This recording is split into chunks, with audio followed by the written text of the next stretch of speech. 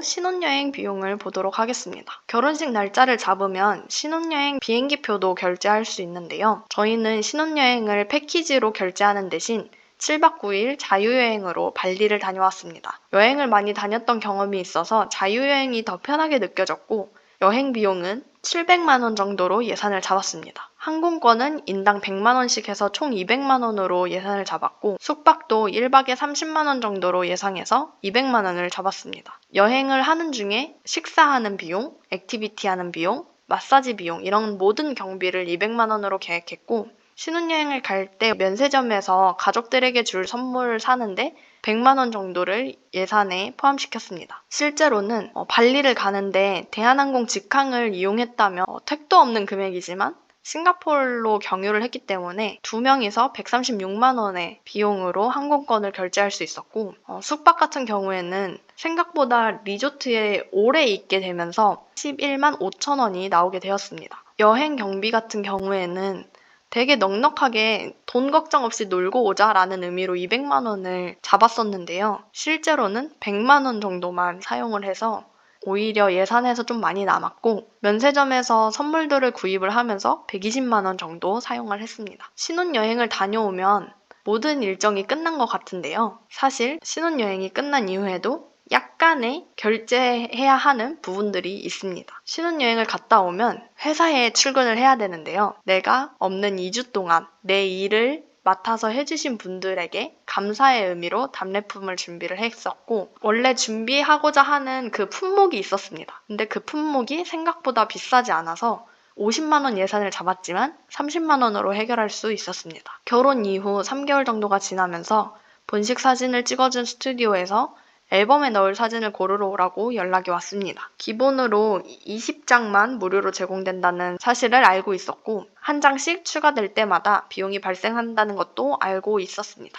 그래서 원본 필수 비용인 11만 원은 그대로 예산에 편성해서 결제를 했었고 앨범 추가비 같은 경우에는 20장만 고르고 오지 뭐 라는 생각으로 예산 금액에 포함을 안 시켰었는데요. 일단 예쁜 사진들을 고르다 보니 처음에는 50장인가를 고르게 되었습니다. 결혼식 순서에 맞게 사진을 배치하고 식순에 따라서 정말 잘 나온 사진 한 장씩만 남기기로 했는데도 불구하고 결국 11장이 추가가 되었습니다. 제가 앞에서도 말씀드렸다시피 저는 사진에는 별로 크게 의의를 두지 않는데요. 그래도 이 앨범을 만들 때 식순에 따라 한 장씩은 있어야겠다는 생각이 있어서 하객 맞이, 신부 대기실에서 찍은 가족들 사진, 그리고 신랑이 밖에서 하객을 맞이할 때 찍은 가족들 사진, 그리고 부모님이 입장하는 거, 신랑이 입장하는 거, 신부 입장하는 거 이런 순서대로 한 장씩만 골라도 이미 무료로 제공되는 20장이 넘어가게 됩니다. 그리고 식 마지막에 다 같이 찍은 원판 사진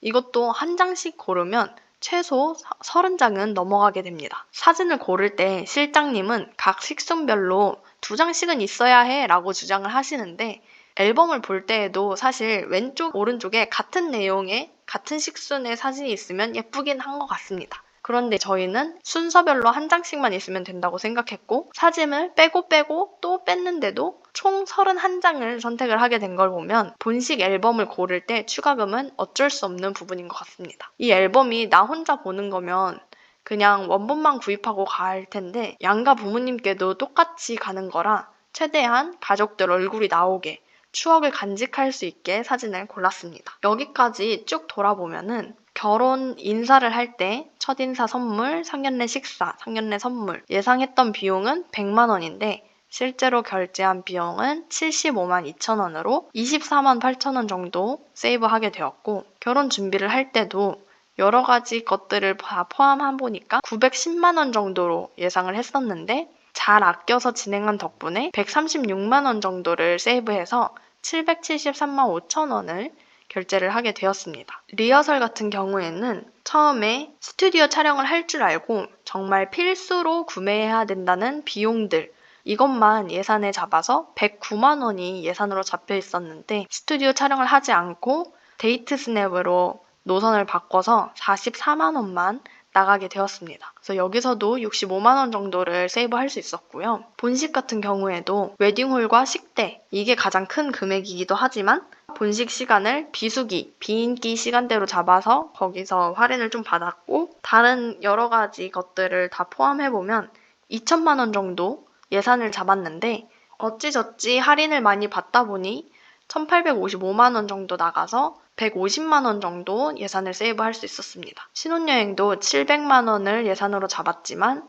600만 원 정도 사용을 했고요. 본식 이후에는 61만 원 정도 예산이 잡혀 있었는데 앨범 추가 비용이 많이 들어가는 바람에 6만 원 정도 초과 비용이 발생했습니다. 그래서 이렇게 결혼을 결심했을 때부터 준비하는 과정, 그리고 결혼식을 하는 거, 결혼 이후까지 들어간 비용을 정리해 본 결과 처음에 총 예산을 약 4천만 원 정도로 잡고 시작을 했으나 실질적으로 결제한 금액은 3,350만 원 정도였습니다. 다행히 이 비용은 축의금으로 다 커버를 할 수 있었고 심지어 축의금이 더 남기도 했습니다. 이렇게 세이브를 많이 할 수 있었던 이유 중에 하나는 스튜디오 촬영 안 해도 돼, 웨딩홀 비수기에 해도 돼, 결혼 비선호 시간대에 해도 돼 라는 생각이 있었고 드레스 투어도 비싼 드레스 아예 안 본다는 생각으로 가장 저렴한 라인에서 고른 덕분에 비용이 세이브 됐다고 생각을 합니다. 사실 재테크 유튜버로서 지금 정리를 하면서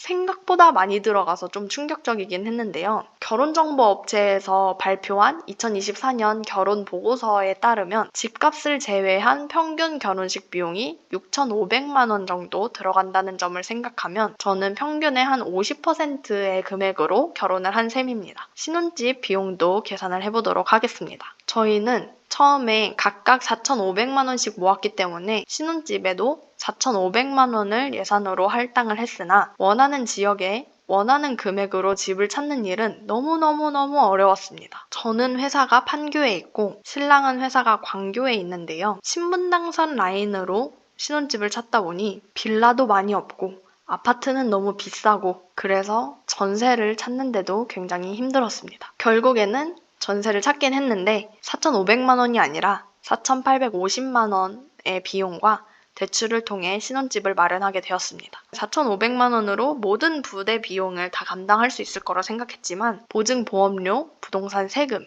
복비, 그리고 도배 비용, 입주 청소 비용 이런 것을 다 포함하고 나니까 5천만 원 정도의 금액이 들어갔습니다. 아무래도 예산을 딱 정해놓으니까 초과되는 부분을 최대한 없애려고 노력을 많이 하게 되는 것 같습니다. 만약 우리가 신혼집을 5천만 원을 가지고 고르자라고 했으면 5천만 원보다 훨씬 넘는 금액으로 신혼집을 구하지 않았을까라는 생각이 들긴 합니다. 다음으로는 가전가구 비용을 보려고 하는데요. 일단 저희는 TV를 보지 않기 때문에 TV와 소파는 구입하지 않았습니다. 예산 절약에 큰 도움이 되었고요. 냉장고는 당근에서 100만 원에 구입을 했습니다. 비스포크 모델로 2년밖에 사용하지 않은 제품이라 지금도 사용할 때마다 정말 잘 가져왔다고 생각을 합니다. 당근에서 구매할 때는 삼성이나 LG 제품을 찾아보는 게 좋은데요. 삼성이나 LG에서는 이전 설치 서비스를 별도로 제공하고 있습니다. 이전 설치 서비스 센터에 전화를 해서 당근으로 냉장고를 구매하게 됐는데 출발하는 집 주소는 어디고 도착하는 집 주소는 어딥니다 라고 얘기를 해주면 거리 비용에 따라 비용을 산출해서 주게 됩니다.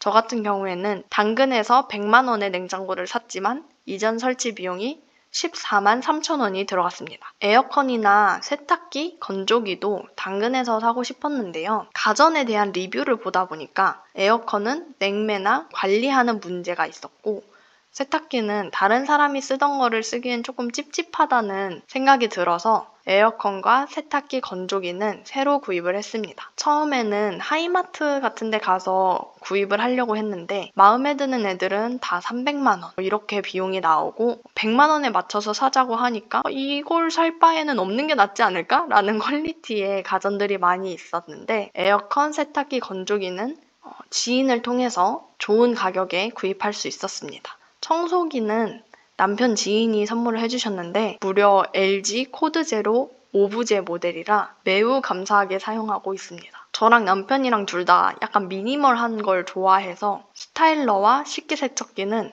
없이 살아도 여태까지 충분히 살아왔었는데 이게 꼭 필요할까? 라는 생각을 기본적으로 가지고 있어서 굳이 필요하지 않으면 사지 않기로 했기 때문에 스타일러와 식기세척기는 일단 없이 살아보기로 했습니다. 밥솥은 마침 쿠쿠에서 할인 중이라 35만 원에 구입을 했고 음식물 처리기는 동생이 결혼 선물로 사줬는데 매우 만족하고 있습니다. 음식물 처리기 같은 경우에는 예전에 없어도 잘 살았지만 지금은 없으면 못 살 것 같은 가전 중에 하나입니다. 이건 진짜 강추 꼭 구매해야 된다고 생각을 합니다. 요즘 신혼부부에게 많이 선물하는 품목 중에 하나가 커피 머신과 거품기인데 저희는 커피는 안 마시기 때문에 커피 머신과 거품기는 구입하지 않았고 지인들이 알고 있어서 다른 선물로 많이 해주셨습니다. 정수기는 보통 렌탈로 판매를 많이 하더라고요. 그래서 3년 계약, 5년 계약, 매달 요금이 나가는 방식으로 판매가 많이 되고 있었는데 저는 매달 고정 요금이 나가는 게 싫어서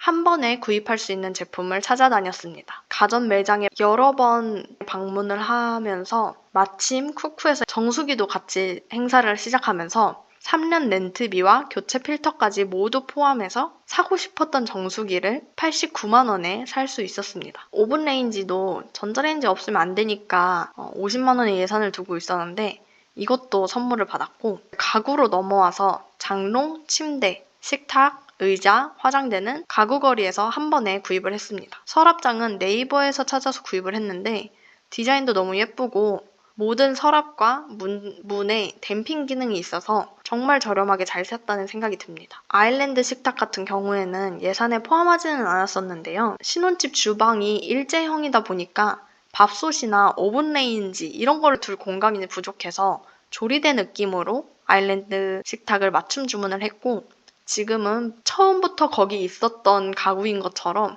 만족하면서 사용하고 있습니다. 그 외에 조리도구나 냄비, 수저, 그릇 세트는 선물을 받기도 하고 다이소에서 저렴하게 구입해서 사용을 하고 있고 에피소드를 하나 말씀드리자면 그릇 씻기 세트를 살 생각이 없었습니다. 다이소에서 그냥 예쁜 그릇들 필요한 만큼만 사서 쓰려고 했는데 엄마도 그렇고 아빠도 그렇고 어떻게 그릇을 다이소에서 1,000원짜리를 써서 쓸 수 있냐? 신혼인데 그렇게 살면 안 된다. 이런 걱정을 많이 받았지만 결국에는 그릇 세트를 선물로 받게 되었습니다. 그릇 세트를 선물을 해줘서 엄마 아빠한테도 이거 봐라. 내가 다이소에서 사도 내 지인이 그릇 세트를 선물로 해준다. 자랑할 수 있었습니다. 가전 가구를 구입하는 비용을 나름 아끼려고 노력을 많이 했는데요. 그래도 예산이 1,185만 원이 들어갔고 실제로 구입한 최종 결제 비용도 1,100만 원 정도 되었습니다. 애초에 냉장고, 세탁기, 건조기, 에어컨 이런 가전들을 각각 100만 원씩 예산을 잡은 건 좀 현실적이지 않았었다라는 생각이 들고 하이마트나 LG나 삼성 이런 데에 가면 그런 제품들이 최소 200만 원대 좋아 보이는 모델은 300만 원대에 전시가 되고 있었습니다. 신혼가전 행사에 가면 일괄 구매로 가전만 1,000만 원씩 결제를 하게 되는데 가전 가구 다 포함해서 1,000만 원이면 꽤 잘 방어했다고 생각을 합니다. 가구 같은 경우에도 이케아에서 살까 고민을 했었고 이케아를 직접 방문도 했었는데요. 이케아 제품이 좀 예쁘긴 하지만 생각보다 부실하고 가격이 싸다는 느낌을 받지는 못했습니다. 오히려 가구거리에 있는 가구점들을 돌아보니 그 가구들이 훨씬 튼튼하고 좋은 가구들이 많았고 가격도 생각보다 저렴했습니다. 그리고 이케아에서 사면 배달비도 따로 내야 되고 설치도 내가 직접 조립해서 해야 되는데 가구점에서 구입하면 배달과 설치가 무료라서 더 좋았습니다. 신혼집과 혼수를 마련하는데 예산했던 금액은 5,680만 원 정도였는데 실제로 최종 결제한 비용은 6,200만 원 정도였고 결혼식과 신혼집 비용을 모두 합치면 실제 결제 금액 9,500만 원 정도 들어간다고 생각하시면 될 것 같습니다. 근데 이 비용에는 아까 함정이 있었습니다. 축의금을 받으면 결혼식을 준비하는 데 들어갔던 모든 비용이 다 커버가 된다.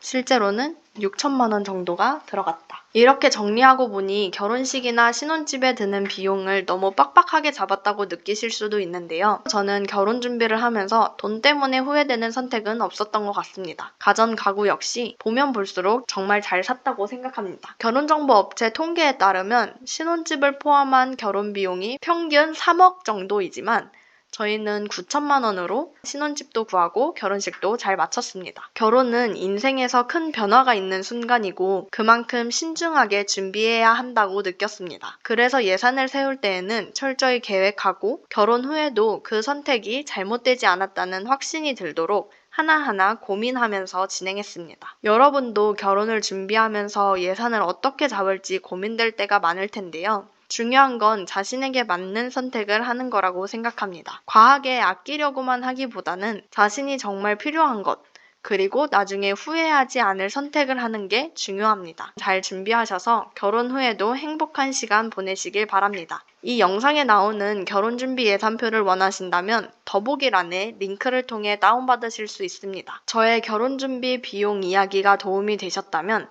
좋아요 한번 눌러주세요. 궁금한 점이나 더 알고 싶은 정보가 있다면 댓글로 남겨주시기 바랍니다. 감사합니다.